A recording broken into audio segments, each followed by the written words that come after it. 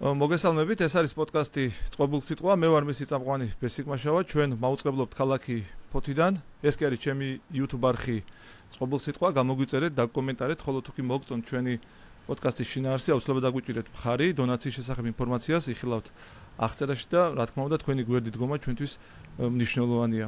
ეხლა კი ნება მიბოძე წარმოგიდგინოთ ჩემი დღევანდელი ეპიზოდის სტუმარი, გიგი თევზაძე, ილიას უნივერსიტეტის პროფესორი. მოგესალმებით, გიგი, მადლობა რომ ხარ ჩვენთან ერთად და მადლობა რომ დაგვიქმნეთ დრო. მადლობა თქვენ. მოკლედ ჩვენი დღევანდელი სასაუბრო თემა არის ესეთი აქტუალური თემა საქართველოში მით უმეტეს ახლა ამ პერიოდში, ეს არის განათლება და მე მინდა უბრალოდ განათლების თემა გავშალო დეცენტრალიზაციის კონტექსტში, მოძრაულად, იმიტომ რომ გონია რომ განათლება და დეცენტრალიზაცია ერთმანეთთან ძალიან ესეთი მჭიდრო კავშირშია და ერთი მეორეს განაპირობებს, ანუ დეცენტრალიზაციის სისტემა პირდაპირ პროპორციულია განათლების ხარისხის, ახლა ეს მგონია მე და ჩვენ შევეცადოთ ეს საკითხები, ასე ვთქვათ, დავშალოთ და მე გავაერთიანოთ რა. კი ბატონო. მოდი ჩემი პირველი კითხვა იქნება ესეთი ჩვენი მსმენელები ძირითადად იქნებიან აბიტურიენტები და ის ადამიანები, ვინც ემზადებიან, ასე ვთქვათ, უმაღლეს სასწავლებელში ჩასაბარებლად, ხო? ამიტომ ესე კითხვა რომ დავსვათ, ანუ რა არის განათლება, რატომ უნდა მიიღოს ის ახალგაზრდამ და მისი გამოყენების თვალსაზრისით, ხო, ანუ განათლებამ რა უნდა მისცეს მას? ყველაზე კაი განსაზღვრება არის, რომ განათლება ეს არის გზა ბედნიერებისაკენ. ანუ როგორ მიაღწიო შენ სურვილებს ისე რომ არ დაიზიანო საკუთარი თავი, არ დააზიანო სხვა და გააკეთო ის რაც გინდა. და შეცვალო თუ გზაში არ მოგინდება ის გაკეთება, შეცვალო და სხვა რაღაც კეთება დაიწყო. ეს არის განათლება. ანუ ეს გეხმარება, ესე იგი განათლება რაც ესე გონიერი არსება გაჩნდა ის განათლებას აწარმოებს, ანუ უზუმწოვრები აძლევენ თავიანთ ნაშიერებს. აძლევენ განათლებას იმისათვის, რომ ისინი წარმატებულები იყვნენ და შესაბამისად უკვე ადამიანი როცა გაჩნდა, ადამიანმა დაიწყო ესე განათლების მიცემა საკუთარი შვილებისათვის და ჩვენს დღესაც ვაძლევთ განათლებას საკუთარ შვილებს, ვაწარმოებთ განათლებას. ხანდახან ძალიან ბევრ ქვეყანაში ეს არის დავიწყებული, რომ განათლება ეს არის ბედნიერებისათვის და წარმატებული ცხოვრებისათვის. 1000 სულელეც აწერენ, რომ განათლება ეს არის იმისთვის, რომ შენ იყო რაღაცა წარმატებული მოქალაქე, სახელმწიფო კარგად იყოს რაღაცებს იძახე. ესე არ არის. განათლება ყოველთვის ევოლუციურად, ყოველთვის ესეა, რაც ესე იგი აი გონიერმა არსებამ დაუწყო სწავლება თავის შთამომავლებს, მას მერე განათლება არის იმისათვის, რომ შენ მიაღწიო ბედნიერებას. ამისათვის არის. არიან სისტემები ხა სამწუხაროდ, რომელიც ამ განათლებას სულ საპირისპირო მიზნებით იყენებენ და პირიქით ესე იგი აუბედურებენ. განათლებაში ჩართულ ადამიანებს, მაგრამ ეს არის ისა გამონაკლისი და ნელ-ნელა ეს გადის იქიდან.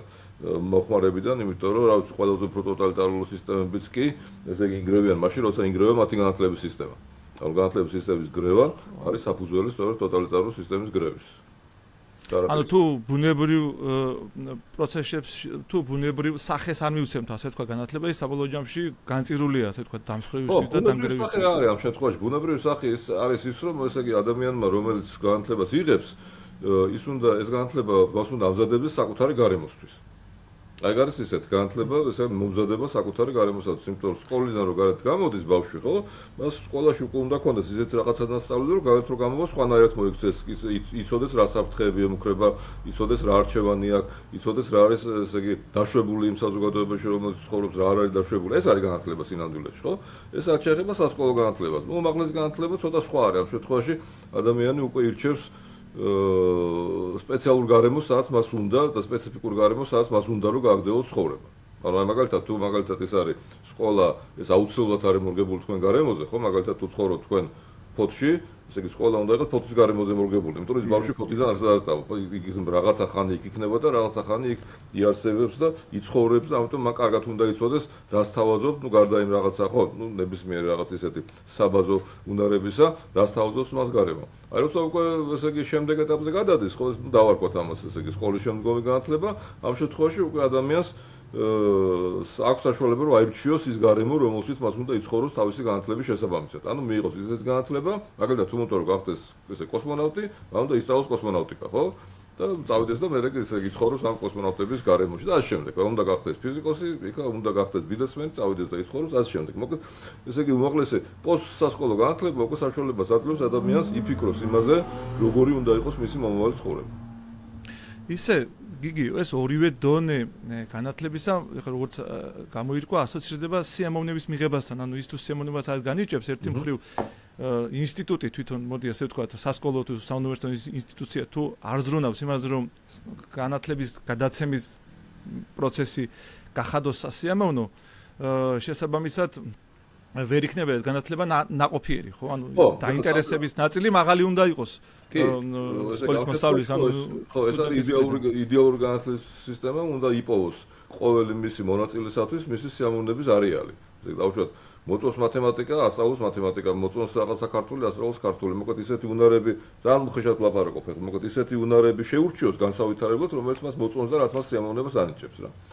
ყველგან ესე რა თქმა უნდა არ არის და პირიქით ძალიან ხშირად ხდება განსაკუთრებით ცენტრალიზებული განათლების სისტემაში, როცა ცენტრალიზებული სისტემა აწესებს მაგალითად ფოთში ბავშვმა რა უნდა ისწავლოს. რა საქმეა ახლა ფოთში რა ცენტრალური განათლების ხელისუფლების საქმეა ფოთში რა უნდა ისწავლოს ბავშვმა. რა იცი ახლა ცენტრალურმა იმან ხელისუფლებამ ფოთში რა ხდება და როგორ ხდება და რა გარემოა და როგორ ის არის, ხო? და ნუ ცენტრალურ ხელისუფლების უბედურება ამ შემთხვევაში კონტროლის ის არის, რომ ფოთშიც, მესტიაშიც და თბილისშიც ის ადგენს ერთ-ერთიგივე პირობებს. ხო. რა თქმა უნდა ეს პირობები არ არის ის ადეკვატური, არანაირად ადეკვატური არ არის, იმიტომ რომ უბრალოდ არის გასაშვალოებული, თუ არის საერთოდ და თუ საიდანვე გადმოწერილი არ არის და შესაბამისად ეს ბავშვები სიამოვნების წყაროებს ეძებენ სხვაგან, საკუთარი სიამოვნების წყაროებს და შესაბამისად ხდება ესეთი არაფორმალური ცენტრების სისტემების წარმოქმნა, ხდება იმაზე ადიქციის ერთ-ერთი საფუძველია სწორედ ნარკოტიკი და სიგარეტი და ამ შემდეგ. ეს ყველაფერი არის იმის გამო რომ სკოლაში და იმ გარემოში რომელიც ბავშვები ძირითადად თავის თავს პოულობენ სანამ სასკოლო ასაკში არის, ისინი ვერ პოულობენ სიამოვნების წყაროებს და ეძებენ სადღაც გარეთ. ანუ რეალურად აუცილებელი, ესე იგი სიამოვნება ბედნიერებასთან ძალიან დაკავშირებულია. საბოლოოში ბედნიერება რა არის? ხო, ბედნიერება არის იცხოვრო ისე როგორც სიამოვნებს და არ მოგადგეს ზიანი.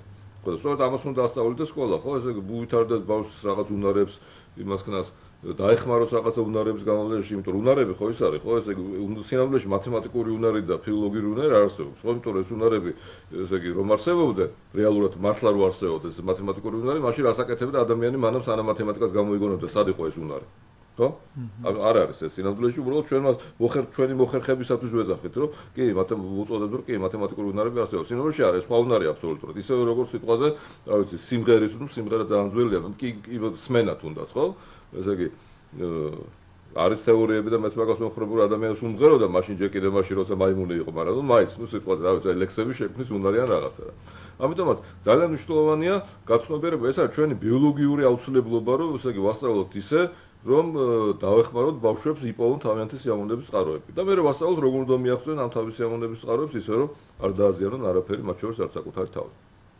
ხო, ანუ სწორი განათლების სისტემა ორ საქმეს გააკეთებს, ანუ ალტერნატიულ სიამოვნების შესაძლებლობებს განათლება ჩაუნაცვლებს ადამიანს, თუ კი განათლება სწორად მიეწოდება რა, ანუ ეს სიამოვნების ელემენტია ძალიან მნიშვნელოვანი ამ შემთხვევაში, სიამოვნების ელემენტი, რომელიც დრაივს გაძლევს რაღაცნაირად, რომ შენ თვითონ იკვლიო საკუთარი თავი და საკუთარი ინტერესის სფერო, არა? ზუსტად ეგ არის.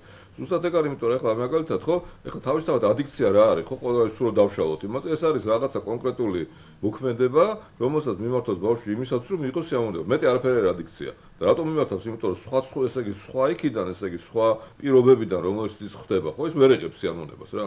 არ და შეიძლება მაგალითად აი ესეთი ნარკოტიკების ადიქცია ჩაანაცვლოს სპორტმა, ან ნარკოტიკების ადიქცია შეიძლება ჩაანაცვლოს იმ რაღაცა წრეში მუშაობა, ან ნარკოტიკების ადიქცია შეიძლება ჩაანაცვლოს რაღაცა ხელით მუშაობის სწავლება. უამრავი რამე არის რა, რომელთაც ადიქცია არ არის მხოლოდ უარყოფითი, ეს არის ტვინის მდგომარეობა.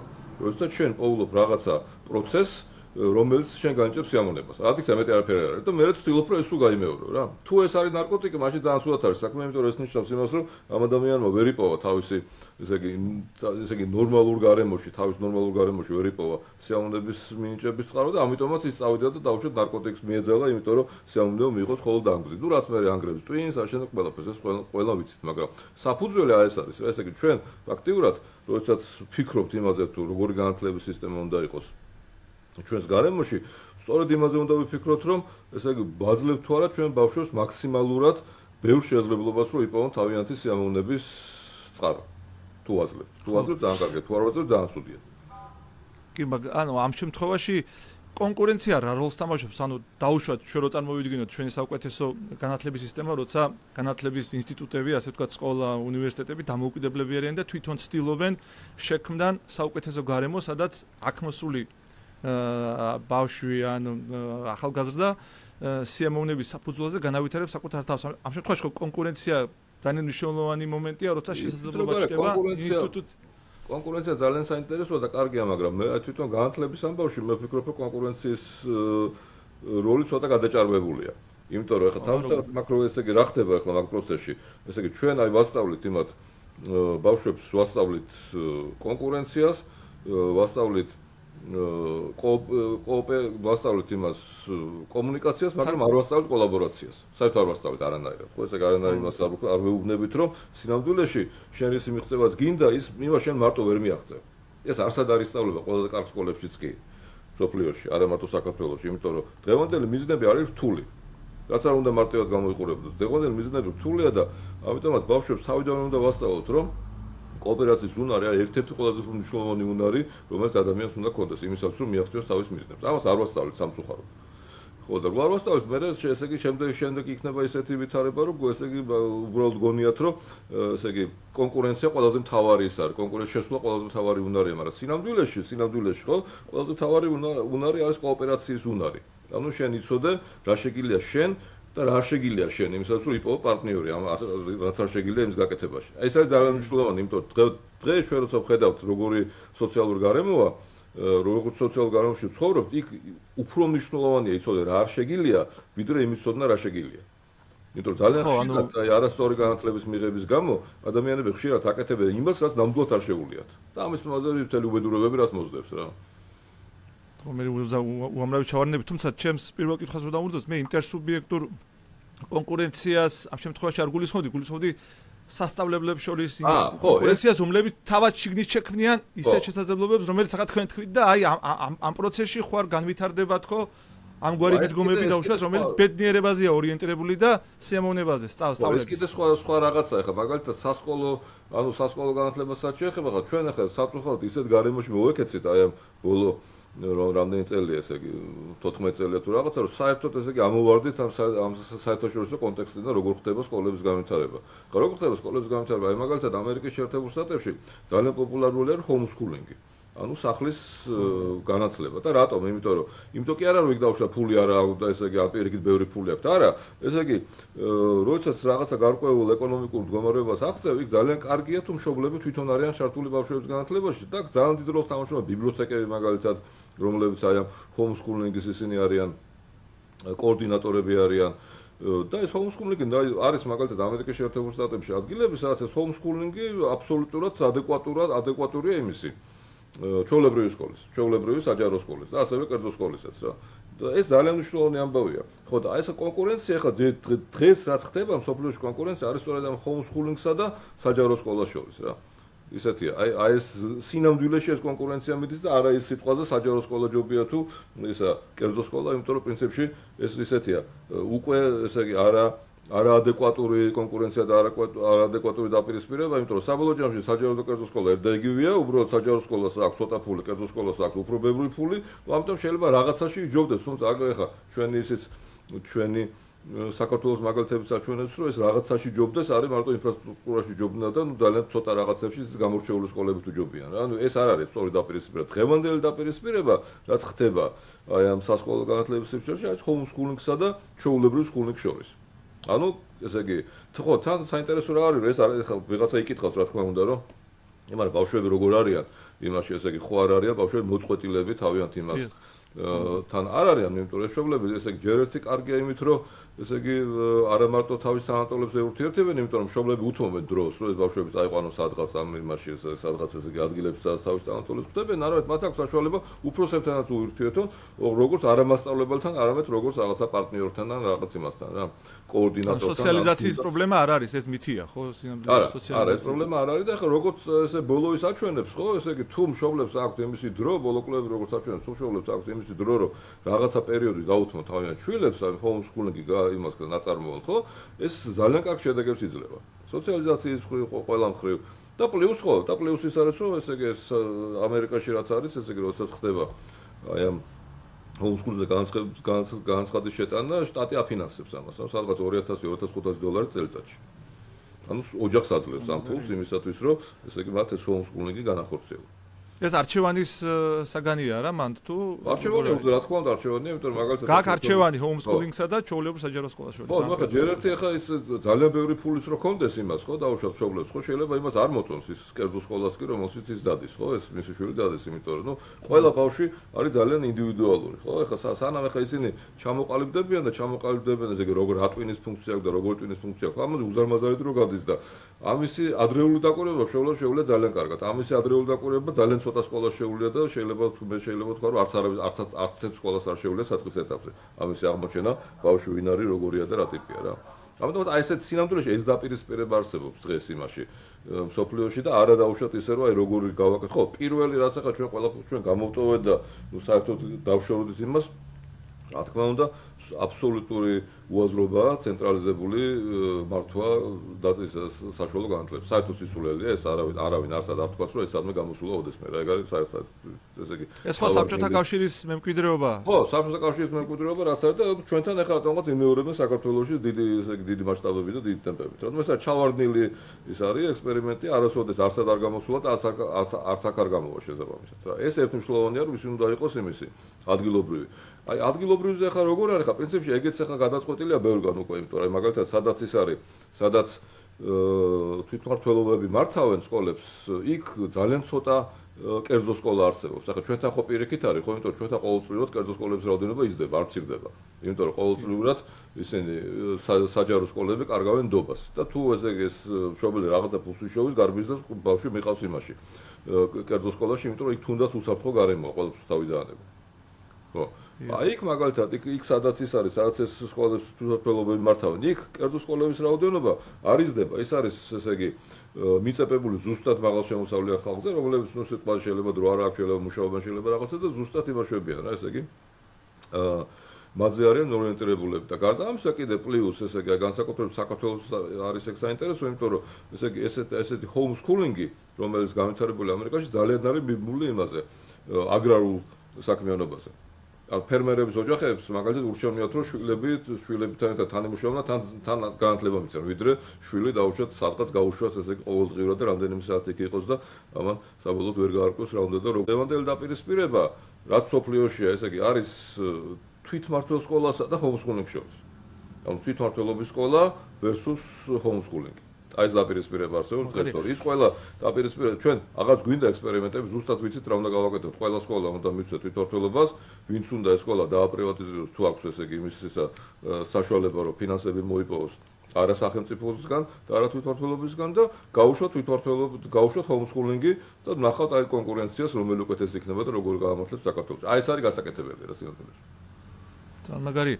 ეხლა მე რაც მოვისმინე თქვენგან ეს განათლების ხარისხიანი პროცესის დადება კავშირშია სამ კომპონენტთან, რაღაც მასწავლებელი, მშობელი და მოსწავლე. არა ეს კომბინაციაში უნდა მუშაობდეს, სხვაგვარად ინდივიდუალურად როგორც ჩანს არ გამოდის იმ კონკრეტული შედეგის დადება, რომელიც შეიძლება მშობელს უნდა და შვილისთვის. ანუ მშობელის ჩართული უნდა იყოს და მევერხელი მასწავლებელსაც აქვს პასუხისმგებლობებია რა ამ კუთხით. ხო, აი ხა ნახეთ, ახლა ძალიან ბევრი ამესulis ხელოვნური ინტელექტის შემოსვლა. ძალიან ბევრი ამის, იმიტომ რომ ხელოვნური ინტელექტი ესე ხდება ნელ-ნელა, ესე იგი ძალიან დიდი ინფორმაციის მქონე და ძალიან კომუნიკაციური.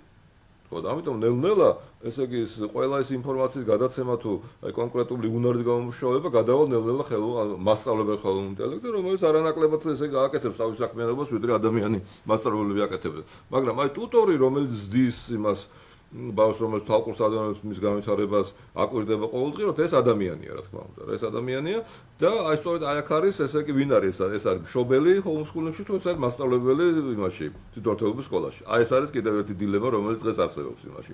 სასკოლო თუ არის ესე იგი სასკოლო ასაკის ბავშვების განათლებაში. აი რომელი აჯობებს, ახლა ჯერ არ ვიცით რომელი აჯობებს. პრინციპში ზოგადად რო შეხედავ homeschooling-ის ისინი მასწავლებლები მშობლები ჯობიან, იმიტომ რომ ისინი არიან განსაზღვრულები და დაინტერესებულები თავის შვილების განვითარებაში და ძალიან ბევრ რამეს აკეთებენ იმისათვის, რომ თავის შვილებს დააკვირდნენ და რაღაცები გააკეთონ, მაგრამ ნუ ახლა ყველას ეს არ შეუძლია და რა თქმა უნდა არის აი ეს სისტემაც არსებობს, აი მისი აი სისტემა რა არსებული ტრადიციული სისტემა ჩვეულებრივი მასწავლებლების და ესე იგი მზარდი და მომავალი კონკურენცია ეს არის. ანუ ვინ უკეთესი მასწავლებელი, აი ამ ყველაფერ ხელოვნურ ინტელექტს და ყველაფრის პროცესს ვინ უკეთესი მასწავლებელი, ესე იგი მშობელი, რომელიც აკვირდება ბავშვის განვითარებას თუ მასწავლებელი, რომელიც აკვირდება ბავშვის განვითარებას. ანუ მე მეთოდოლოგიები არის ძალიან მნიშვნელოვანი უამრავი მეთოდოლოგია იქნება. ეხლა მთელი ეს ისინი, მთელი ეს, რა ვიცი, უნივერსიტეტები, სადაც არის ევროპაში, ამერიკის შეერთებულ შტატებში, ძალიან ესე იგი დაწვრილებით დაკვირდებიან ამას რა ხდება და იმუშავებენ მეთოდოლოგიებს, იმუშავებენ რეკომენდაციებს, არავინ არავის არ ავალდებულებს. ხო, ეხლა ეს მეთოდოლოგია შემუშავებულია, რეკომენდაცია დადებულია, ყველა შეუძლია შევიდეს, დატესტოს, გამოიყენოს, მერე დაანერგოს ან თავის სკოლაში, ან თავის სახლში. ხო, ან მე ხე შემდეგ კითხვა რომ განვავითაროთ, ანუ რეალურად განათლების სისტემა ეს კომპლექსური ამბავია და ერთი მე როცა მაშინ ანუ სკოლა ცალკე ინსტიტუციაც ვერ აღვიქვამე, ანუ ის უნივერსიტეტთან. ხო, ანუ პროგრამულად უნდა ამზადებდეს საუნივერსიტეტო კარიერისთვის. იცით როგორ არის და ხო, ეს ემთლად არ არის. სტუდენტი მე უკვე კარიერისთვის უნდა ემზადებოდეს, არა? ანუ ცხადად და ნათლად. ხო, ну გარკვეული უნდა იყოს, რა უნდა? ხო, რა უნდა იცოდეს, ეს მართალია, ესე იგი შეიძლება სულ არ იყოს უნივერსიტეტი, იმიტომ რომ ნელ-ნელა უნივერსიტეტების კარგავენ თავის იმ ძველ ხიბლს, იმიტომ რომ აი მაგალითად თუ სიტყვაზე 30 წლის წინათ იყო ძალიან მნიშვნელოვანი კოლეჯის დამთავრება და აი მაგალითად ამერიკელები იწყებდნენ თავიანთ ლაპარაკს ესე, როცა სადმე გამოდიოდნენ, რომ მე ვარ პირველი ჩემი ოჯახიდან ვინც დაამთავრა კოლეჯი. აი მაგალითად ვენსი არის ეგეთი ამერიკის ისა. ვიცე-პრეზიდენტი პირველი თავისი ოჯახიდან ვინც დაამთავრა კოლეჯი. და ასე შემდეგ. ესე აღარ არის, იმიტომ რომ ესე იგი უამრავი ცენტრები არსებობს, რომელიც აი პროფესიულ უნარჩვევებს და რაღაცებს ამიცარებენ. ნუ ვიცი ჩვენ ეს ახლა ყადაღებული ამბავია, რომ ყველა მილიარდერმა IT სფეროში დატოვა უნივერსიტეტი, მაგრამ ეს არ არის სწორი, იმიტომ რომ ძალიან კარგმა მილიარდერები დაბრუნდნენ მერე და დაამთავრეს, რა რომ მაგალითად როგორც არის მასკიტაში. ასე რომ ესე არ არის, რომ მაინც უნივერსიტეტიდან უნდა გამოვარდე და წარმატებას მიაღწია. მაგრამ პრობლემა რა არის ახლა? პრობლემა ეს არის, რომ თვითონ აი ესეთი ეს ძველი ტრადიციულია ჩვენი რაც იყო ყველასთვის, ხო ესე იგი ეს სამაგალითო უნივერსიტეტები, როგორც არის ჰარვარდი, როგორც არის დაუშვათ ისა მასაჩუსეტსი და ასე შემდეგ, ესეთი უნივერსიტეტები უკვე აღარ არსებობს რა, ფაქტობრივად აღარ არსებობს და ეს ასევე ძალიან დიდი კრიზისია უნივერსიტეტების ამბავში. ჩვენ ესეც რაღაცნაირად გამოვტოვეთ, ესე იგი ისე გავიარეთ სამწუხაროზე, გადავახდით აი ამ ესე იგი დიდი და ცოდნის კარგი შემქმნელი უნივერსიტეტების ეტაპს და პირდაპირ გადავედით უნივერსიტეტების იმაზე კრიზისის პერიოდში. ახლა შევდივართ იქ რა, ვართ ახლა მაგ კრიზისის პერიოდში და პრობლემა რა არის? პრობლემა არის შეფასების კრიტერიუმები, განვითარების კრიტერიუმები, რომელიც თან ხდება სულ უფრო საჯარო, სულ უფრო მორგებული საშუალო ადამიანს და შესაბამისად ვიღებთ იმას, რომ უნივერსიტეტი კი არ აწარმოებს ახალწოდას, უნივერსიტეტი აწარმოებს პირამიდებს. ანუ უნივერსიტეტი აფთარებებენ ადამიანებს რაღაცა ფაკულტეტებს, რაღაც ხარისხებს აძლევენ, ისევ იმიტომ, რომ ისინი დასაქმდნენ ისევ სადღაც უნივერსიტეტში. ეს ხო პირამიდაა და მეტი არაფერი არ არის, ხო? ანუ გარეთ გადიან კარიერაზე ორიენტირებული არ არის, ასე ვთქვათ, ბედნიერებაზე ორიენტირებული. პირამიდა, ანუ ეს არაფერს არ იძლევა, ესე იგი თავის თავს აპროდუცირებს, ამაში იღებს ძალიან ბევრ ფულს. აი ახლა სულ პრობლემებია იმის, ახლა აი რაქნან უნივერსიტეტებმა, აი ზოგმა დიდმა უნივერსიტეტმა გადაწყდა პირველ ათეულიდან გადაწყვიტა, რომ საერთოდ უფასოდ მოემსახუროს რაღაცა ტიპის სტუდენტებს და ამ შემდეგ. ანუ დიდი კრიზისია, იმიტომ რომ ფულს აღარ იხდიან იმაში უნივერსიტეტებში, ვინც იხდის, მაგალითად თუ სახელმწიფო ან ესე იგი აი მაგალითად გერმანიაში თუ შტატი კი არ მიწა თუ იხდის ფულს, იმათ სულ ეჭვებარებათ, რომ სწორად ვიხდით თუ არა ამ ფულს, რატო ვიხდით ამ ფულს საერთოდ და რა შევიხდით ამ ფულს საერთოდ რა. ხომარჯობია მაგალითად ავიღოთ და ესე იგი მისვოთ თვითონ ამიმათ რა, ამ სკოლა დამთავრებულებს ფული და თვითონ მოახმარონ ეს თავის განათლებას. მილიონი პრობლემაა დღევანდელ იმაში, მაგრამ თავარი პრობლემა ეს არის უნივერსიტეტთან დაკავშირებით, რომ სულ უფრო და უფრო მეტი უნივერსიტეტი ხდება ცოდნის გადამცემი და არ ცოდნის წარმოებელი. აი ეს არის თავარი პრობლემა, იმიტომ ახლა რო შეხვიდეთ ეს რატომ მოხდა ახლა? ეს სხვა შორის არის დამოკიდებული დემოკრატიზაციაზე არის ძალიან სერიოზული. და რა განსხვავებაა მაგათ შორის ესეც რო გითხრათ, ანუ წარმოებელსა და გადამცემ შორის. ხო. მაგალითად ეს რატომ მოხდა ახლა ეს ამბავი, იმიტომ რომ თავიდან ეს უნივერსიტეტები რო შეიქმნა, როდესაც ისინი შეიქმნა როგორც ისა ცოდნის შემქმნელები, იქნებოდა ეს მედიცინაში თუ, რა ვიცი, ფიზიკაში თუ, ბიოლოგიაში თუ, ჰუმანიტარულ მეცნიერებებში თუ სოციალურ მეცნიერებებში, ისინი იქნებდნენ ცოდნას და თან ასწავლიდნენ მათ, ვინც მოდიოდა მათთან სასწავლებლად. მაგრამ მთელი ამბავი მოხდა ის, რომ ძალიან გაიცხოვრების დონე რო გაიზარდა უნივერსიტეტის დამთავრების სრულთა რიცხვი. და მე აღმოჩნდა, რომ ყავს ძალიან ბევრი სტუდენტი და ყავს ძალიან ცოტა, ესე იგი, პროფესორი, რეალური პროფესორი, რომელიც რეალურ ცოდნას გის, რომელიც მათ ასწავლის. ამიტომ დაიწყეს აი პროფესორების დამხმარეების გამრავლება. და მე საბოლოო ჯამში აღმოჩნდა, რომ ძალიან დიდ რაოდენობას სტუდენტებს ასწავლის არა ის, ვინც ახალწოდნას ხმის, არამედ ის, ვინც არ ხმის ახალწოდნას, ვინც მხოლოდ გადასცემს ამ ახალწოდნას. ეს არის განსხვავება რა. ანუ ადამიანი, ვინც ხმის ცოდნას, იმას აქვს მინიმალური შეხება სტუდენტების დიდ რაოდენობასთან. ობიექტურად ეგრეა, იმიტომ რომ ძალიან ცოტა ხა დღევანდელი ის რა იყო, ხო დღევანდელი სამეცნიერო პუბლიკაციების ის რა იყო, სხვა შეფასება არსებობდა, სადღაც არის 99%-იც კი, ზოგიერთი რადიკალური შეფასების მიხედვით ეს არის ჯანკ, ანუ არ პატარა ვარ, 1%-ია, რომელიც რეალურად ახალ ინფორმაციას აწარმოებს, რომელიც მე რაღაცა შეიძლება გამოიყენო. ხო და აი ეს სინამდვილეში ეს დიდი პრობლემაა. ხო და აი აქაც ესე იგი, აქაც ძალიან საინტერესო პერსპექტივები არის ხელოვნური ინტელექტის მხრივ, იმიტომ რომ პრინციპში კარგად გასწრული ხელოვნური ინტელექტი არანაკლებად გადასცემს არსებულ ცოდნას, ვიდრე დაუშვათ აკეთებს ადამიანი, რომელიც ის არის რა, რომელიც არ ქმნის ცოდნას და ესე იგი დაკავებულია იმით, რომ აიღებს ტექსტს, აიკითხავს და ან ორ ტექსტს აიკითხავს და შევადა მე ამას მოყვება აუტორიაში. ხელოვნური ინტელექტი ბევრად უკეთესად გააკეთებს იგივე. ეს მარტო ჩვენი პრობლემა არ არის, მარტო საქართველოს პრობლემა არ არის, რომ ზოგადად ესე იგი მოყოლა ხდება რაღაცეების და არა სიტყვაზე სტუდენტების ჩართვა ახალი ცოდნის შექმნა, თან სოფლიოში ესეა. ეს ისეთია. მაგიტომ ჩვენ რაღაცა ის მომენტი გამოვტოვებსავით რა. როდესაც აი ყველა ჩვენი უნივერსიტეტი, აი როგორც მაგალითად ამერიკის შეერთებულ შტატებში იყო, ბრიტანეთში იყო, ან ამის გერმანიაში იყო, როდესაც ეს უნივერსიტეტები იყვნენ მოწოდებული იმისათვის, რომ შეექმნათ ახალი ცოდნა. ჩვენ ეს გამოვტოვეთ და პირდაპირ გადავხვდით აი ამ ახალი ესე იგი ცოდნის გადაცემის ეტაპზე, ну რაც ახლა ძალიან სამწუხაროა რა თქმა უნდა. ну მეორე ხო შეიძლება კარგიც არის, იმიტომ რომ ბრალდულად შევეგუებით იმ ახალ ვითარებას, რომელიც დადგება იმაში სოფლიოში. ხო, ეს გადაცემითი ცოდნა ერთია, მაგრამ უფრო მნიშვნელოვანია შემოქმედებითი აქტი. ხო. თუმცა ეს მუდმივად ზრდის, ეს ცოდნას რეალურად ზრდის შემოქმედებითი კრეატიულობა, ხო? და არა გადაცემა. გადაცემა აკონსერვებს და შემოქმედებითი ზრდის. კი, ეს ხალხი, ვინც ესე იგი ცოდნას რეალურად ქმნის, ის არის ძალიან ცოტა. ყოველ ცოტა იყო და მათი რაოდენობა არ იზრდება რა. სამაგერად იზრდება იმათი რაოდენობა, ვისაც უნდა რომ ცოდნა მიიღოს და შედიან უნივერსიტეტებში და ამიტომ უნივერსიტეტი მათ ახვედრებს ისეთ სუროგატულ ადამიანს, რომელიც არ ქმნის ახალ ცოდნას, მაგრამ დახელოვნებულია ამ ცოდნის გადაცემა. და კითხოთ ეგ ეხლა ჩვენ ირიბად შევეხეთ ამ საკითხს, ანუ ორ ესე იგი მართლობისა და ასე ვთქვათ მენეჯმენტის ორი ფორმა არსებობს, კოლექტიური და ინდივიდუალური, ხო? კოლექტიური მართლობის შემთხვევაში, ანუ მენეჯმენტის შემთხვევაში ინდივიდების ფსიქოტიპების დადგენის აუცილებლობა არ არსებობს, ხო? მაშინ როცა ინდივიდუალური მიდგომებში ფსიქოტიპების დადგენა და ამ კუთხით მუშაობა ინდივიდუალურად ძალიან მნიშვნელოვანია რა. მე რატომ ამბობ ახლა ამ ჩვენს ქალაქში დავუშვათ მე ვისთან შეხება მაგ და სტუდენტებთანაც უამრავ ადამიანთან მაგ შეხება. ყველას ის პრობლემა აქვს, რომ ინდივიდუალურად მასთან არავის არ უმუშავია და შესაძლებლობა იმისა, რომ საკუთარი თავი აღმოეჩინა კონკრეტული ფორმით პრაქტიკულად არ არსებობდა რა.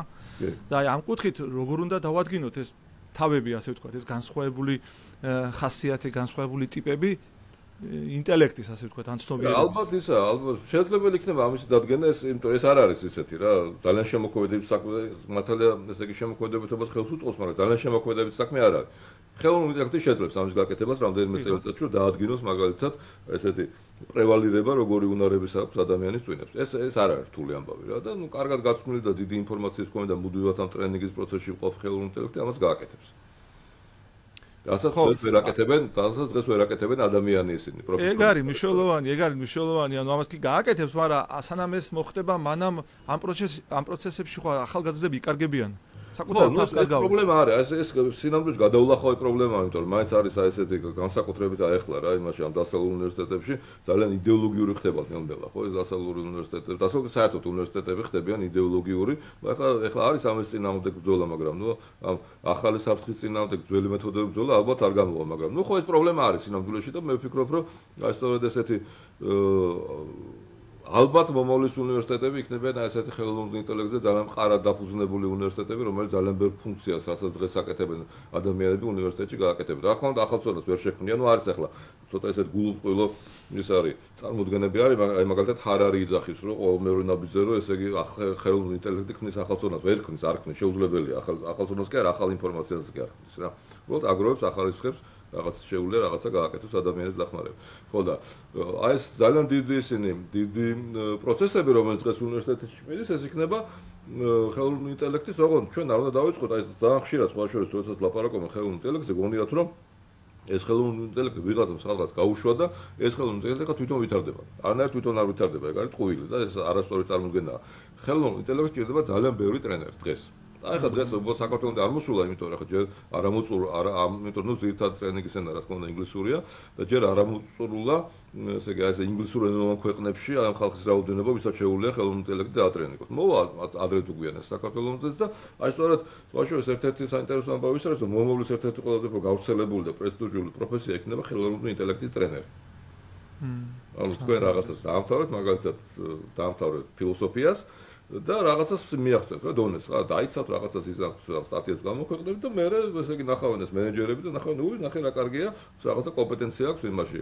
ფილოსოფიაში მოდი უთხრათ ამას, რომ ესე ხელოვნური ინტელექტის ესე იგი ფილოსოფიის ნაწილი დაატრენინგოთ. თქვენ არ იქნება მილიონი. და ეს მილიონი ადამიანი რომელიც დაატრენინგებს ამ ხელოვნურ ინტელექტს შექმნის მართლა ძალიან კარგ ინფორმაციის ფლობელ იმას. ძალიან მასშტაბურ რამე შექმნის რესურსებს. მე ასწავლის ძალიან კარგად იმ სტუდენტებს, რომლებიც მას დაუკავშირდებიან. ამის მიხვედრა ამ წუთას აუცილებელია იმისთვის, რომ რაღაცა გამოწვევებს მზა ყოფნაში შეხვდე ადამიანი, ხო? ანუ ეს ჩვენი გამოწვევაც არის. ხო, რა თქმა უნდა, ეს მომავლის ამბავია რა, ხო. ხო, ანუ რო არ ჩამორჩემ განვითარებას. ეხლა მე რა მაინტერესებს, ჩვენ რომ დაუბრუნდეთ ჩვენ ესე იგი პირველ სიტყვას, ანუ სკოლასა და უნივერსიტეტს შორის ეს ბარიერი მაინტერესებს, ანუ ეროვნული გამოცდების კონცეფცია მაინტერესებს, თავიდანვე მისი დანიშნულება მე მესმის. მან რაღაც კორუფციულ საგანმანათლებლო სისტემას დააღწია თავი, მაგრამ შემდგომში მისი როლი ასევე მნიშვნელოვანი იყო, მაგრამ რაღაცა ფორმით ფიქრობ მე რომ მან თავის საკუთარი თავი ამოწურა. არა? კი, რა თქმა უნდა, ეს რელევანტურობა არ ჩანს. მე არ ვიცი ახლა ამ განათლების უმაღლესი სისტემის გადმოსახედიდან ეს როგორ ჩანს. ამას თქვენ მეტყვით ალბათ, მაგრამ თვითონ მე მინდა ეს ეროვნული გამოცდების არსი რო კი ბატონო. განგვიმართოთ რა. ეროვნული გამოცდების არსი იყო მხოლოდ კორუფციის წინააღმდეგ ბრძოლა, მეტი არაფერი. მეტ არ შეიძლება სხვა რამე იყოს და მას მე რაც გაჩნდა ესე იგი იმაში ქვეყანაში უმაღლესი განათლების ინსტიტუტებში ადგილები, რომლებიც რაოდენობით უფრო მეტია ვიდრე დამთავრებული, სკოლა დამთავრებული ახალგაზრდები, საერთოდ აზრი აღარ ქონდა ეროვნული გამოცდების ჩატარებას. მაგრამ სახელმწიფო მაინც ესე იგი დაჟინებით აგრძელებდა ამის ჩატარებას, იმიტომ რომ ქონდა ილუზია, რომ ამით ამოწევს ცოდნას, არ ამოწევს ცოდნას ამითი, ვერ ამოწევს ცოდნას ამითი და ყოველ შემთხვევაში ის ცოდნა, რომელსაც ის ამოწევს, სულ საჭირო ამასში შეაჯიბრო ისინი რა, შეაჯიბრო სტუდენტები, იმიტომ რომ თუ ადამიანს მართლა უნდა სწავლა ის ამას მაინც ისწავლის და ის მაგას აუცილებლად რაღაცაში გამოიყენებს, ხო? და ხშირად და საბოლოო ჯამში ისე გამოვიდა, რომ ეს ერთიანი ეროვნული გამოცდები გახდა ახალი კორუფციის საფუძველი, იმიტომ რომ მე აღმოჩნდა, რომ ესე იგი ძალიან ძვირია მომზადება გამსწორებელთან, ვინც ასწორებს იმას, რა ქვია, აი ამ ეროვნული გამოცდების იმას ტექსტებს. აი როგორც იყო ფაქტობრივად, მაგრამ როგორ გამოვიდა, ადრე თუ იყო, ახლა ჩემს ახალგაზრდობაში მაგალითად, რომ ის არის ჩემ ახალგაზრდებს დავანებოთ თავი. ესე იგი 2003 წელს თუ კი 20 მილიონი იხარჯებოდა იმაზე, ესე იგი ოჯახებიდან რეპერტორებზე მომზადებაზე. დღეს იხარჯება 100 მილიონი. ის 20 მილიონი იყო ზუსტად ის, რამაც ჩვენ მოგვცა საშუალება გვეთქვა, რომ არ დახარჯოთ ეს 20 მილიონი, ეს 20 მილიონი ამოიღეთ ჯიბიდან და გადაიხადეთ სწავლაში. და სწორედ ამან მოგვცა საშუალება 2005 წლიდან, რომ შექმნილიყო ვითარება, როცა ძალიან გაიზარდა უმაღლეს სასწავლებლების ადგილების რაოდენობა და მე ვერ ვიტყვი რომ ხარისხზე ამან იმოქმედა რამენარით, არანაირად არ მოქმედა ამას ხარისხზე, რაც იყო ის დარჩა რა. ეს არ იყო ხარისხის დაწევის ფაქტორი. მაგრამ დღეს ახლა ეს 100 მილიონი რას ნიშნავს? 100 მილიონი ნიშნავს იმას, რომ შენ ისევ შეგიძლია უთხრა მშობლებს უკვე დაანებე ამ მომზადებას თავი და წადი და ეს ფული გაზარდე შენი შვილის სწავლების გადასახადი, იმიტომ რომ საბოლოო ჯამში ხანდახან გამოდის, რომ ესე იგი იხდიან მშობლები უფრო მეც, ვიდრე სახელმწიფო აძლევს ამ სტუდენტს სწავლისათვის. და მეტიც ესე იგი როგორ არის იცით, რომ ესე იგი როდესაც სტუდენტი ესე აბიტურიენტი ემზადება იმასთან რეპეტიტორთან, ის როგორც ესე იგი კარგი საშუალო შემოსავლის მქონე ოჯახი ამზადებს კარგ რეპეტიტორთან, დაბალი შემოსავლის მქონე ან ცუთან ან ვერ ამზადებს. შესაბამისად გამოდის, რომ ის ვისაც ფული აქვს, ის იღებს ფულს ამაში. ფულით იღებს ფულს. და ის ვისაც ფული არ აქვს და ვისაც მართლა ჭირდება, ის არ იღებს არაფერს რა.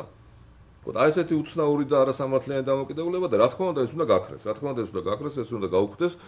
დაადგინოთ თვითონ უნივერსიტეტებმა, არ არის აუცილებელი ეს საბჭოთა ის იყოს რაღაც კოჰორტებით სიარული იმაში საგამოცდო ცენტრებში დაადგინოს მიღების კრიტერიუმები, შემოიღოს პორტფოლიოები, რა ვიცი. შიდა სტანდარტები, ხო? შიდა სტანდარტები. მოახდინოს 3-ჯერ ან 4-ჯერ მიღება უნივერსიტეტის წლის განმავლობაში. ყველაფერი შეიძლება გააკეთოთ, აი ეს საბჭოთა მარაზმი, რაც არის, რომ ბავშვები ესე გამოიყრებიან და საწყლები მიდიან. ესე იგი რაღაცა ისე პიონერული ნაბიჯებით, ეს რა თქმა უნდა დამთავრდეს, იმიტომ რომ ეს უკვე საბჭოთა გადმონაშიც კი არ არის იმდენად ატავისტური და იმდენად იდიოტურად გამოიყურება რა. ხო, აქ ეს ტრიკი კითხვასავითაა, რომ ხო არ შეუბრუნდებით ისევ იმ კორუფციულ არა, რანაირად, როცა ადგილები, როცა ხარისხი დაახლოებით ერთ და იგივეა. და როდესაც ადგილების რაოდენობა იმაზე მეტია, ვიდრე სურვილი სწავლებს, რანაირად უნდა რა კორუფცია უნდა მოხდეს.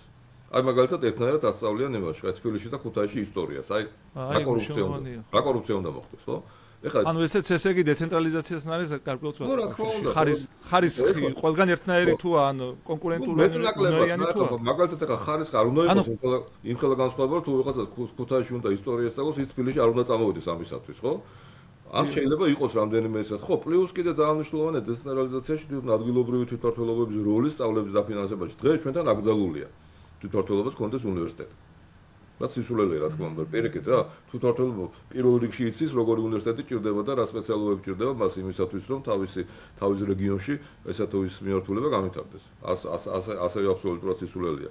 ხო და ამიტომაც როცა დეცენტრალიზებულია, ეს რა თქმა უნდა კონკურენცია არის, რამდენიცაც აწევს რეგიონი, იმდენი უნივერსიტეტი უნდა იყოს და ესაც ახლა აკეთებს თავრობა, ეს არის სრული სისულელე. არ გამოვა რა თქმა უნდა, მაგრამ ამ არ გამოსვლაში ბევრი რამეს გააფუჭებს. და ხელოვნებაში კი რა თქმა უნდა იქნებიან ვარსკვლავები. რა თქმა უნდა იქნებიან, შეიძლება ეს იყოს ზუგდიდში, შეიძლება ეს იყოს თბილისში, შეიძლება ეს იყოს ფოთში, მაგრამ ეს ყველგან ეგრეა. რაღაცა პერიოდი იქნება რაღაცა სკოლა, რომელიც განვითარდება ძალიან, მერე ეს სკოლა, ესე იგი, სხვაგან განვითარდება იგივე მიმართულება და ასე შემდეგ. ეს არის ჩვეულებრივი პროცესი, რომელსაც ესე იგი ვერაფერს ვერ უზამ. რა ხა მაგალითად ეს არის ფრანკფურტში მაგალითად ხო ძალიან ცნობილი იყო ეს ფრანკფურტის სკოლა, ხო, რომელიც ამ თავის რაღაც მემარცხენე ფილოსოფია თუ რაღაცა იყო ძალიან ცნობილი. აღარ არის ხო ეს სკოლა, რაღაცა დამტვრევები აღარა დარჩენილი, ხო?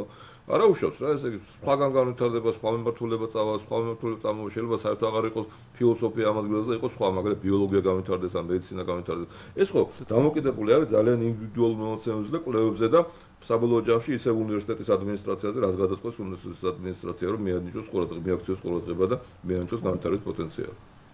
ანუ შესაძლებლობა უნდა მიცეი. მაგალითად, ეხლა ხო ცხადია, რომ ეხლა შავ ზღვაზე უნდა იყოს შავი ზღვის კვლევები ძალიან განვითარებული, ხო? საქართველოს ეს რომ შავ ზღვის კვლევები ილიას უნივერსიტეტშია განვითარებული და არა შავ ზღვაზე. ძალიან ისეთი უცნაური. ხო, ნუ ისე ცუდი არ არის, მაგრამ ესაც ძალიან კარგი კონკურენციის საფუძველი, იმიტომ რომ ნუ ოდესმე ალბათ მიაქცევენ ყურადღება შავ ზღვის კვლევებს იმაშიც. მაგრამ საერთოდ ისე მიაქცევენ ყურადღებას იმაში აჭარაში და გაუწევს მე ეს ისა მოიზიდა. ანუ ინიციატივის საშუალება და ინიციატივის რესურსები ჩამკვდარი არის, გაუქმებული, ანუ ის რომ თვითმმართველობა ინიციატივა გადაიყვანა ვიღაცები ხო სულ ამთავრებენ არა, შესაძლებელი უკეთეს პირობებს შეიძლება მე ბათუმში უკეთეს სკოლა გაკეთეს ამისი საზღვაო კვლევების ვიდრე ილიას უნივერსიტეტში და ასე შემდეგ. რა ეს არის ის კონკურენცია და ურთიერთდახმარების სინამდვილეში ეს არის კოოპერაცია, რომ ჩვენ ერთად ვავითარებთ რაღაცას და ხო, ნუ მე ხდება შეფასება ვინ უკეთესია და ისე ბაზარი აფასებს სხვა შორის ვინ არის უკეთესი რა. ესე იგი თუ ადამიანი მაგალითად საზღვაო კვლევებში ჩართვა და ირჩევს საწავი და სათქმე და წავა იქ სადაც არის უკეთესი პოტენციალი, ხო? თბილისში თუ ბათუმში. ხო, ანუ ამის რეგულაცია შეუძლებელია ცენტრიდან შენ კონკრეტულ ესე იგი რეგიონალურ სასწავლებელს განუსაზღვრო სილაბუსი, ხო, როგორ ასწავლოს რა მეთოდით რა შეშირი და ეს აკრედიტაცია რაც ჩვენთან არის ამ ფორმით, ხო, ეს არის სუფთა საბჭოთა კავშირი, ძალიან სამწუხაროა რა, ამას ყველა ეგუებოდა ქართული უმაღლესი განათლების სისტემაში, სანამ ესე იგი არ მივიდა საქმე იქამდე, რომ ეხლა მე თქვენ დაგიწესებთ პოტებს რამდენი უნდა მიიღოთ. მანამდე ხმა არ მოიყვა არამედ თორე ეს ისა, ეხლა აკადემიური თავისუფლება არასდროს არ ყოფილა მაინც ესე იგი ესეთი კარგი საქართველოში, მაგრამ ის რაც 2012 წლის მერე დაიწყო სრული შეზღუდვა, ესე იგი ფაქტობრივად კურიკულუმს გიდგენს ისა სამინისტრო. რა მნიშვნელობა აქვს ახლა აკრედიტაციის ცენტრი თუ რაღაც სამინისტროა, იმიტომ რომ პირდაპირ სამინისტროს ექვემდებარება. ხო და ეს ყველამ გადაყლაპა, ეს ყველამ ესე იგი სიხარული დარბოდნენ და მონაწილეობდნენ იმაში. აი ამ აკრედიტაციის საბჭოების და ექსპერტთა საბჭოების ხდომაში. ნუ საბოლოოდ მივიდა იქამდე, იმიტომ რომ იქ ფიქრა ამ სახელმწიფო რომ ებჭო თამაზე მიმორჩილებელი, მოდი იმაზე დავიმორჩილებ რა. იმიტომ რომ არავის არ გამოუთქვამს იმაზე პროტესტი, რომ რა შვაშია ესე იგი სამინისტრო, როდესაც მე ვამტკიცებ იმას რა სასწავლო გეგმას და ვინ არის საერთოდ სამინისტრო და რა უფლება აქვს საერთოდ, როცა კონსტიტუციაში გიწერია აკადემიური თავისუფლება და აგიტკიცოს როგორი უნდა იყოს შენი სილაბუსი. ხო, ძალიან ისეთი გამოწვევა რეალურად ეს ჩვენი ქვეყნისთვის, არ ვიცი ეს როდის გადაილახება, ეს დამოკიდებულება, ეს აბსოლუტური დამოკიდებულება. მხოლოდ პოლიტიკური გადალახვა საჭირო, ესე იგი საზოგადოებრივი ცნობიერების აწევით ამის გადალახვა არის გამორიცხული, იმიტომ რომ ადამიანი სუსტია, ესე იგი ყოველთვის ეგუება საკუთარ სამუშაო გარემოს, თუ შეუქმნიან, ესე იგი ნაკლებ კონკურენციას და ესე იგი უფრო მეტად, ესე იგი კლიენტარისტულ იმაში გადაიყვანენ, მოეწონება ეს რა თქმა უნდა უმრავლესობას. ასე რომ ეს მხოლოდ პოლიტიკური ნებით შეიძლება გახდეს, რომ სახელმწიფო თქვას, რომ მე მორჩა, აღარ ვაკონტროლებ იმას, უმაღლეს სასწავლებლებს, მე შეიძლება შემოგვიწევ რაღაცა ფული მოგცემ, მაგრამ ეს იქნება კონკურსის საფუძველზე და ძალიან თვალადი კრიტერიუმების საფუძველზე. და ასე შემდეგ და ასე შემდეგ რა. ხოლო პოლიტიკური ნებით არის შესაძლებელი, როცა სახელმწიფო იტყვის, რომ მე არ მეხება შენ როგორ განათლებებს მიიღებ. მე შეიძლება დაგეხმარო. ისიც თუ მომმართავ რომ დამეხმარე. ხო, ეგ ძალიან საინტერესოა, ანუ ჩვენთან ეგ პრაქტიკულად ამ კუთხით სურვილები და ამბიციები პრაქტიკულად საზოგადოებაში არ არსებობს. თქვენი არ იყოს დამორჩილებულია, მაგრამ ამის პატიოსნება ზოგადად ხელისუფლებას უნდა იყოს, იმისთვის რომ ამ მიმართულებით პროცესი განავითაროს რა. ხო, აი ძალიან მარტივი რამეა, ხო, ეხლა მაგალითად სკოლები და უნივერსიტეტები უმეტესობა სახელმწიფოსია, ხო? ამოვიდ რომ სახელმწიფოსია ამათი ხარისხის კონტროლი. ეხლა აი ეს ნებისმიერ ბიზნესში რომ გადადო ეს სისტემა, ეს ხო პირდაპირ კორუფციული სისტემა. როგორ შეიძლება შენ აწარმოებდი და მე შენ მივაკონტროლებდი ხარისხს? ანუ გარე ხარისხის კონტროლი ფაქტობრივად არ არის. ანუ ეს ნიშნავს იმას, რომ სისტემა თავისთავად კორუფციულია. ყოველგვარი საერთოდ რომ ანგელოზები ცხოვრობდნენ და სულ ნობელის პრემიის ლაურეატები დარბოდნენ წინ და უკვე საქართველოში, ხო? მაინც კორუფციულია სისტემა თავიდან ფეხება. ანუ აქ წარმატება შეუძლებელია ფაქტობრივად. ხო, ეგ მუდმივად იგრძნობა ეგ სიმძიმე. რეალურად და ახლა რაც შეეხება იმ კვოტებს, ხო, თქვენ ახსენეთ ძალიან საინტერესოდ ეს კონტექსტი და ჩვენთან აქტუალურია ეს საკითხი და ყველგან იხილავს ეს განათლების სისტემა რეალურად უფასოა თუ არ არის უფასო, ხო?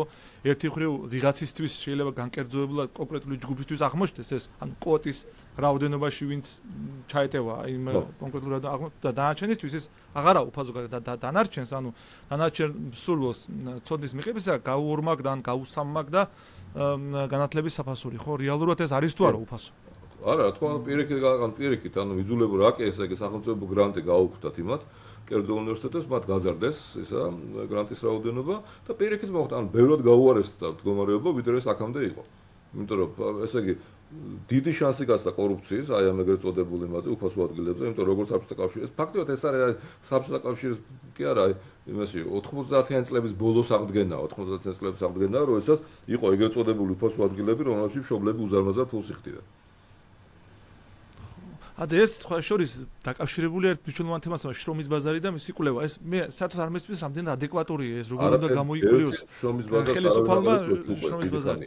საერთოდ არ უნდა აღარეკვლოს უკვე და შრომის ბაზარი ის კი არ არის, შრომის ბაზარს რეალურად განსაზღვრავს თვითონ ესე იგი მომხმარებელი და მოსახლეობა. ის ითხოვს თვითონ სახელმწიფო როგორ უნდა განსაზღვროს ეს რა ჭირდება. სახელმწიფო თუ რაღაცა ჭირდება სიტყვაზე, მაგალითად მისი აუცილებელი წარმოებისა, უნდა შეუკვეთოს ის უმაღლეს სასწავლებლებს და ის ამას გააკეთებს.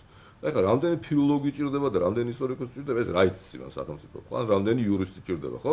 ეს იურისტი, ესე იგი პოლიტიკოსი შეიძლება იყოს ფილოლოგიც, იურისტიც, ფიზიკოსიც და ბიოლოგიც, ხო? საიდან უნდა განსაზღვროს ახლა სახელმწიფო იმ სპეციალობიდან, რომლებიც დაამთავრებენ აი ამ იმას, რა, აი ამ სპეციალობას დაამთავრებენ, რამდენი გახდება პოლიტიკოსი და რამდენი დარჩება იმაში, ხო? და ისედაც, ხო, ახლა ეს ძალიან დიდი სისულელეა და სრული ბოდოა, იმიტომ რომ თანამედროვე სამყაროში ადამიანი დაახლოებით სადღაც 10-ჯერ იცვლის თავის იმას მიმართულებას დაწყებიდან, რა. საერთოდ ეს ჩვენთან ეს კიდე აი საბჭოთა კავშირიდან არის ახლა დაწყებული ეგ ამბავი, რომ ესე იგი ჩვენ უნდა განსაზღვროთ რამდენი ესე იგი გვინდა ესა, რამდენი ბაკალავრი გვჭირდება. ვერასოდეს ვერ განსაზღვრა, იმიტომ რომ თანამედროვე სამყაროში სწავლა მინიმუმ 15 წელია. ანუ ეს ადამიანი საკუთარ თავს არ განსაზღვრა ჯერ კიდევ სიტყვაზე ესა 11 წელი, როდესაც დაამთავრებს ბაკალავრიას. ხო, საიდან რატო უნდა განსაზღვრო ბაკალავრიას ვიღაცას რაღაცა, ხო? 11 წელი ის შეიძლება აბსოლუტურად საპირისპირო მიმართულებაში აღმოჩნდეს. მაგრამ აი ესა პრიმიტიული აზროვნება, ეს ისა საბჭოთა კავშირის რაღაცა ხატი რო ის კარგი იყო იქ ყველაფერი. ნუ კარგი იყო ალბათ ვიღაცებისაც, იმიტომ რომ კორუფციული შემოსავლის წყარო იყო. აი ეს აფუჭებს ძალიან საქმეს და ესე ვერც ხვდებიან რა გააფუჭეს სინამდვილეში, ხო? ნუ არის ახლა შემდეგი ამბავიც არის კიდევ ერთ-ერთი ვერსია. რომ ეს იმის უჭირდებათ, რომ როცა რუსეთს დაჭირდება ისა ესე იგი საზარბაზოზე ხორცი საქართველოში იყოს ბევრი ადამიანი, რომელიც იქნება ჯარში და რომელსაც მოულოდნელად უკრავენ ფრონტზე თავს. ესეც ლეგიტიმურია, იმიტომ რომ ძალიან შეზღუდულები იყვნენ აქამდე ესე იგი ქართული ოცნება და რუსეთი. აი ხა დაიწყეს რაღაც რუსეთის ჯარშიები დაიჭირეს, რაღაცები მოხდა თითქოს, მაგრამ აქამდე ძალიან შეზღუდულები იყვნენ და ეს ვერსიაც პრინციპში რატო არ უნდა განიხილებოდეს, როგორც აი ამ რეფორმის, ეგრეთ წოდებული რეფორმის საფუძველი. ხო, ანუ ეგ რეალურად გარკვეულწილად ესეთი შავი პროგრამასავითაა, როცა ადამიანს იმთავითვე განუსაზღვრავ მომავალს და მას არ აქვს შესაძლებლობა თვითგამორკვევისა, ხო? ანუ რეალურად მე რას ვამბობ, თქვენ რო თქვენ მიზნის ცვლილება სულაც არ არის რაღაც სირცხვილი და რაღაც ახალი ამბავი, ხო? ეს მიზნის ცვლილება ნორმალური პროცესია რა. პირიქით, აი ესა სადღაც 10-ჯერ იცვლის, 11-ჯერ იცვლის იმას რა. აი, ხაზგასმით რო ითქვას, ეს არის ბუნებრივი ადამიანური პროცესი რა, განვითარების ჩვენ გემოვნებას ვიცით ესა რა, ესე იგი მას შეიძლება რაღაცა მოწონს, როცა ის არის, ესე იგი სკოლას ამთავრებს, მე აღარ მოწონს უსწრაფოდ და მიდის და სხვა რამეს აკეთებს, მე კიდე აღარ მოწონს და კიდე სხვა რამეს აკეთებს. აი, დასაწყისში რაც ვთქვით, რომ სწორედ ეს არის საზოგადოების ამოცანა და სახელმწიფოს ამოცანა, რომ მაქსიმალურად ბევრი შესაძლებლობა შეუქმნას იმას ადამიანს. ის კი არა თავში შენ გინდა თუ არა ეს იყო და თუ აირჩიეს სიტყვაზე ქიმიკოსობა პირველ კურსზე, ესე იგი ცხოვრების წლების ბოლომდე ქიმიკოსი უნდა იყო. არა. უნდა ვიცი საშუალება რომ მას საკუთარი ნიჭი და საკუთარი სურვილის მიხედვით რამდენჯერაც უნდა იმდენჯერ შეიცვალოს თავისი სპეციალობა და თავისი ისა მიმართულება და მიზანი. ხო, პროგრამის რეალიზაციის საშუალება მას მუდმივად უნდა მიეცეს, ხო? ანუ ეგ სურვილი მაინც იქამდე მივდივარ. ხო, ჩემი ბედნიერების განცდა დაკავშირებულია ჩემს სიამოვნებებთან, არა? მე თუ სიამოვნებს დღეს ჩემი მიზნი ცვლა, ეს მიზანი უნდა შეიცვალოს რა.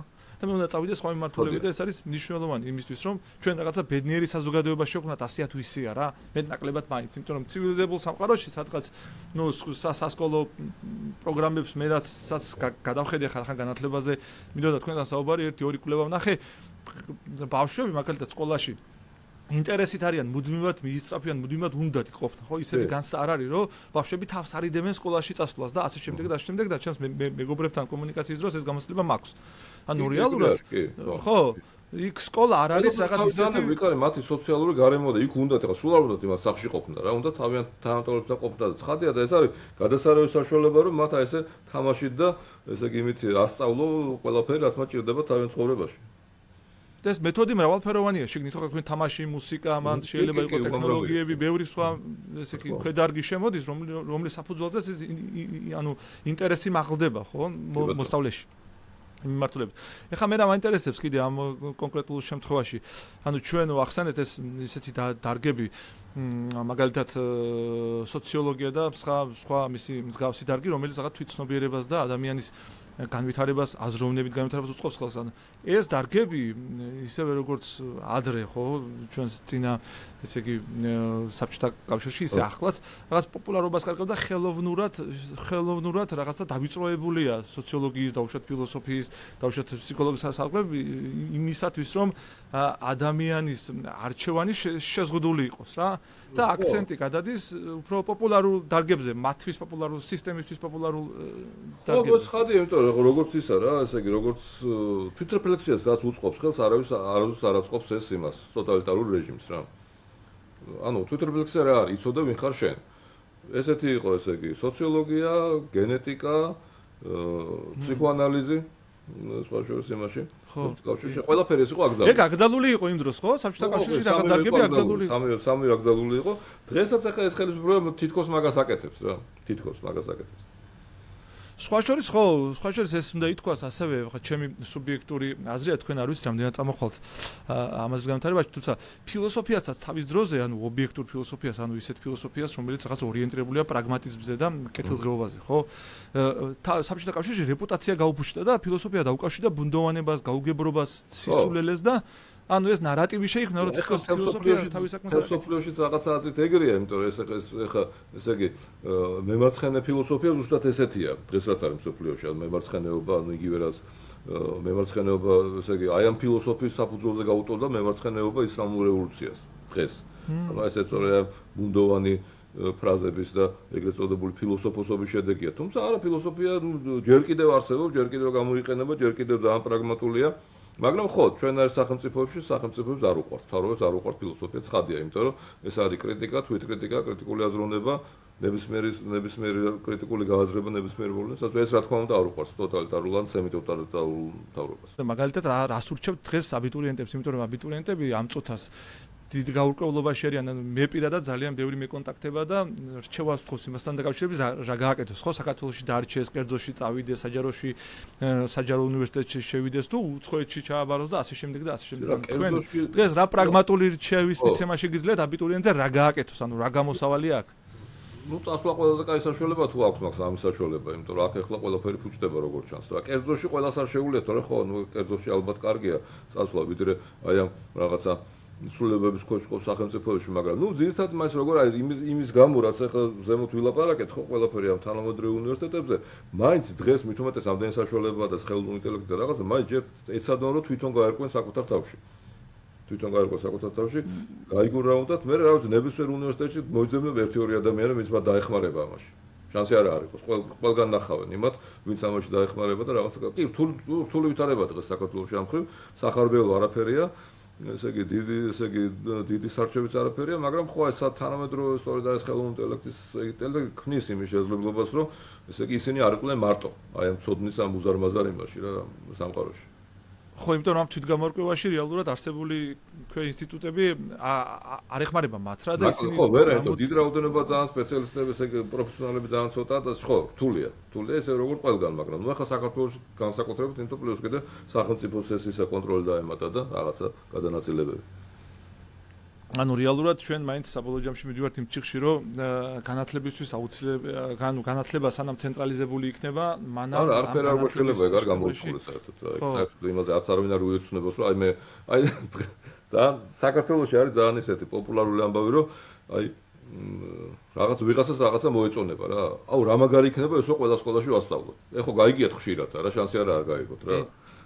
ბიჭო, აი ეს არის მთავარი უბედურება, რომ ესე იგი ხალხი ჯერ კიდევ იმის ცხოვრობს, რომ რაღაცა კარგი იქნება თუ ყველა სკოლაში ვასწავლეთ. არ აქვს მნიშვნელობა, თხილამურები იქნება თუ ისა რა, ფარდობითობის ფიზიკა. არ შეიძლება ყველა სკოლაში ასწავლო ყველაფერი რა. ხო, ეგ მნიშვნელოვანია თემატური სკოლები, ხო, თემატური უნივერსიტეტები. არა, თემატური ხო, აი ნუ თუნდაც თემატური სკოლები რო უნდათ, ხო, ნუ რაც ძალიან საფრთხილოა და ძალიან ისეთია, ძალიან ფრთხილი თემა. თუნდაც ის რომ რაღაცა საერთოდ ერთნაირი პროგრამები აქვს. ეგ როგორ არის ეგ სკოლა კონკრეტულ გარემოში, ხო? მაგალითად, როცა სწავლობენ მეცნიერებას, იმიტომ ხო სწავლობენ, რომ ბავშვები მეცნიერები გამოვიდნენ, ხო? იმიტომ სწავლობენ, რომ რაღაცა მეცნიერული უნარები განუვითარდეთ და მეცნიერებად წარმოდგენა ჰქონდეთ. თუ ახლა იმ სკოლის გარემოში, ესე იგი, არ არიან ფიზიკოსები და ბიოლოგები არიან რა, ესე წაიყვანე აქეთკენ, ესე იგი, შენი სწავლება, ხო? ესე იგი, ხოლმე მშობლებს დახმარება, მოიყვანე მშობლები თუ აზრი არიან რაღაცეების, ალაპარაკიან ბავშვებთან. ანუ ესე რომ მე თბილისიდან დავავალო, რომ ესე გინდა თუ არა იმაში ფოთში ესე ეს ფიზიკა ისწავლე, იქნებ ვერ ისწავლო შენ ეს ფიზიკა. და რა ამით რა დაშავდება. არც არაფერი ხო? ხო, არც არაფერი, იმიტომ რომ ყველა მშობელმა იცის, რომ მეცნიერების რაღაცა მის შვილმა უნდა ისწავლოს. ყველა მშობელმა იცის, რომ მათემატიკის ელემენტარული საფუძვლები ბავშვმა უნდა იცოდეს. ყველა მშობელმა იცის, რომ წერილს დაწერა და ესე იგი იმაში სტანდარტ ფორმულები ბავშვმა უნდა იცოდეს. ეს თუ ვიცით და თუ ვიცით რომ ეს უნდა იცოდეს ბავშვმა, რა საჭირო ამისი თბილისიდან ისა კარნახი, რომ მაინდამაინც ესე უნდა ასწავლო და არა სხვანაირად. მოსამწმია. მე ხა რეალურად მე თვითონ მაქვს ამაზე დაკვირვება, ანუ რეპეტიტორის პრობლემას მინდა ხელახლა შევხედა, უფრო ჩაუღრმავდი ამ თემას, მე ვფიქრობ ეს მონიშნული მქონდა აქ და ამის გაშლა მინდოდა. როცა ჩვენ რეპეტიტორებზე ვსაუბრობთ, რეპეტიტორობა რაღაც ბუნებრივი პასუხია იმ განათლების პროცესებზე, რა განათლების პროცესიც რეალურად ქვეყანაში მიმდინარეობს, ხო ეს რეპეტიტორია ჰაერიდან არ მოსულა, ხო? თუკი მშობელი ხედავს, რომ სკოლა დაუშვათ არ აძლევს შესაბამის ინფორმაციას თავის შვილს, იმიტომ რომ ეს შვილი რაღაცა ფორმით განსხვავებული ხასიათის არის, ხო, განსხვავებული ტიპი აქვს ცნობიერების, ის იძულებულია ინდივიდუალურად ცალკე დრო დაუთმოს ამა თუ იმ საგანში, ხო? ამიტომ ეგ კოლექტიური მეთოდოლოგია, რომელიც ჩვენ საჯარო სკოლებშია გაბატონებული, ხო? თავისთავად კარგავს იმ ინდივიდებს, რომლებსაც ალბათ განსხვავებული მიდგომები უნდათ, არა? განსხვავებული მიდგომები. ეს არ არის რეპეტიტორობა, არ არის ეს სინამდვილეში. ეს არის რეპეტიტორობა ისეთივე ზოგადი მიდგომაა, იმიტომ რომ ზოგადი და უნიფიცირებული მიდგომა ისევ ასწავლის იმას, რაც დადგენილია იმის მიერ, ხო?